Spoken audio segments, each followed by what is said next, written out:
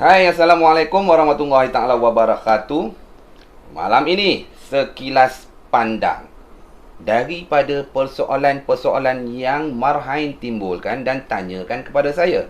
Seperti biasa, bab perundangan saya bukanlah orang yang untuk menjawab. Inilah yang paling layak Tuan Haji Hanif Katri.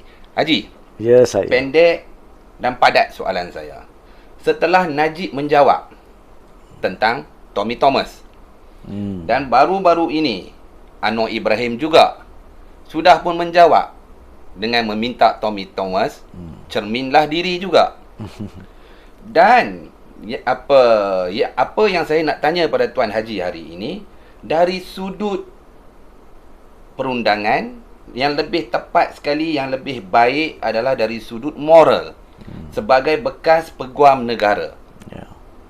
Beliau mengatakan bahawa andaian beliau bahawa mahkamah boleh digunakan dari sudut moral selepas Najib, Anwar Ibrahim dan Tun Mahathir sendiri. Ya. Jadi apa pandangan Tuan Haji? Baik, terima kasih atas soalan tersebut. Memang satu soalan yang cukup penting dan ya, saya pun ada keluarkan satu kenyataan berkaitan perkara tersebut. Tapi secara khusus untuk menjawab dari sudut moral sebagai seorang bekas peguam negara, jawapan ringkas adalah cukup tidak bermoral. Cukup tidak bermoral untuk seorang bekas peguam negara membuat satu kenyataan yang memberi andaian, anggapan, syakwasangka kononnya sistem mahkamah boleh dipergunakan. Tapi untuk melengkapkan jawapan ini, saya mengambil dua perspektif. Yang pertamanya, pada tempoh antara 4 Jun 2018 sehingga dia meletakkan jawatan pada 26 Februari 2020, 21 bulan kurang lebih, Tommy Thomas menjadi peguam negara. Kalaulah dia ada anggapan bahawa pada tahun 1997, 98, 90-an tersebut ada mahkamah digunakan, maka menjadi tanggungjawab moral dia untuk mengambil tindakan, untuk membentuk satu pasukan menyiasat perkara tersebut dan mengambil tindakan melalui pengambilan pertuduhan di mahkamah salah guna kuasa terhadap mana-mana pihak yang beliau menganggap telah pun mempergunakan mahkamah. Itu yang pertama. Dan jangan kita lupa, ramai daripada tokoh pada tahun 97, 98 yang dia maksudkan ini masih alhamdulillah ada lagi. Tidak ada walafiat lagi. Sihat walafiat.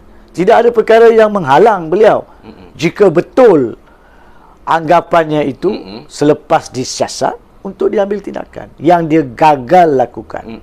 Itu yang pertama. Perspektif kedua pula adalah di atas kegagalan moral dia itu, beliau tidak berhak sekarang ini untuk memberi anggapan, andaian dalam kerusi sebagai bekas peguam negara kepada rakyat jelata. Kononnya mahkamah boleh digunakan. Ianya menjatuhkan hormat dan kepercayaan rakyat kepada sistem kehakiman. Walhal kita semua tahu sistem kehakiman bukan boleh dipermainkan. Kalau ada pihak yang boleh dipermainkan adalah pejabat peguam negara. Sama ada daripada zaman Apandi Ali dan ada juga yang mengatakan diguna pakai oleh Tommy Thomas sendiri pada zaman dia, dan ada juga ura-ura sekarang dalam beberapa kes melibatkan Idrus Harun. Jadi bukannya mahkamah, tapi cara kenyataan itu dikeluarkan seolah-olah mahkamah membenarkan diri dia digunakan. Itulah sebabnya persoalan yang ditampilkan oleh, walaupun yang Najib Razak, dan persoalan yang ditampilkan oleh Anwar Ibrahim sekalipun adalah persoalan yang Tommy Thomas patut berani jawab. Tapi saya yakin dia takkan jawab. Takkan jawab Sebab apa? Sebab dia tahu apa yang dicakap tu adalah tidak betul. memang secara rumusannya tidak bermoral untuk dia membuat kenyataan seperti itu. Apatah lagi sebagai bekas peguam negara. Bagaimanakah orang nak meyakinkan tindak tanduk perbicaraan di mahkamah apabila seorang bekas peguam negara untuk tempoh 21 bulan boleh sekarang ini selepas meletak jawatan mengatakan perkara merujuk kepada apa yang berlaku sebelum itu. Tak boleh. Yang penting bagi saya, yang perlu ditekankan di sini, saya percaya pucuk pimpinan mahkamah yang ada sekarang perlu mendengar semula video ungkapan Tommy Thomas dan kenyataan laporan bertulis oleh FMT yang memetik kenyataan Tommy Thomas dan melihat. Bagi saya, ianya adalah menjurus kepada menghina mahkamah. Dari segi undang-undang. Dari segi undang-undang. Dan seperti mana mahkamah dalam tempoh-tempoh yang kita ada di bawah pucuk pimpinan Yang Amat Arif, Tun Tengku Maimun, Tuan Mat sekarang ini, tindakan-tindakan seperti ini tidak akan ditolak ansur.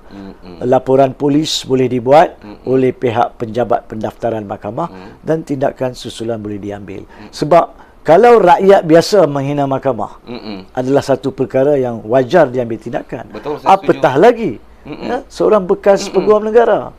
Tidak boleh dibiarkan kerana memberi anggapan kepada rakyat tohmahan-tohmahan ahli politik yang kononnya mereka menjadi